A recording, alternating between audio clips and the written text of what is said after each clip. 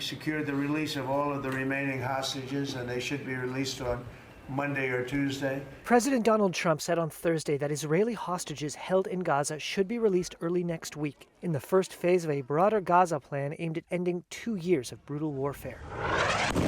Representatives of Israel and the Palestinian militant group Hamas confirmed the two sides signed an agreement on Thursday in the Egyptian resort of Sharm el-Sheikh. Under the deal, fighting will cease, Israel will partially withdraw from Gaza, and Hamas will free all remaining hostages it captured in the attack that precipitated the war, in exchange for hundreds of prisoners held by Israel. It's really peace in the Middle East. It was just over 2 years ago that Hamas fighters rampaged through southern Israeli communities, killing 1,200 and taking about 250 captives back to Gaza, according to Israeli tallies. Israel's retaliation has killed over 67,000 Palestinians, according to Gaza health officials. Hundreds of thousands of civilians have been sheltering in tents after Israeli forces destroyed their homes and razed entire cities to dust. The news of the hostage deal, prisoner release, and ceasefire was met with celebration. Israelis in Tel Aviv waved flags. Emergency service personnel in Gaza City flashed victory signs at the prospect of an end to the conflict. Fleets of trucks carrying food and medical aid would be allowed to surge into Gaza after months of famine and starvation.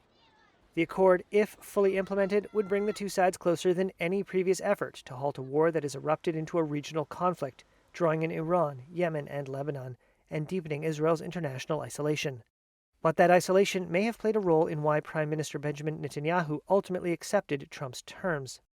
President Trump did put pressure on Prime Minister Netanyahu because he lined up everyone in favor of his deal. Netanyahu had nowhere else to go. Jonathan Reinhold heads the political science department at Bar Ilan University in Israel. So if he was to not agree with the president's plan, it would have completely isolated Israel at a time when countries are refusing to sell it weapons and considering boycotting it in sporting events. But much could still go wrong.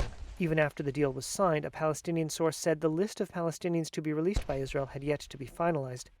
Further steps in Trump's 20-point plan have yet to be discussed, including how the shattered Gaza Strip is to be ruled when fighting ends, and the ultimate fate of Hamas, which has so far rejected Israel's demands it disarm.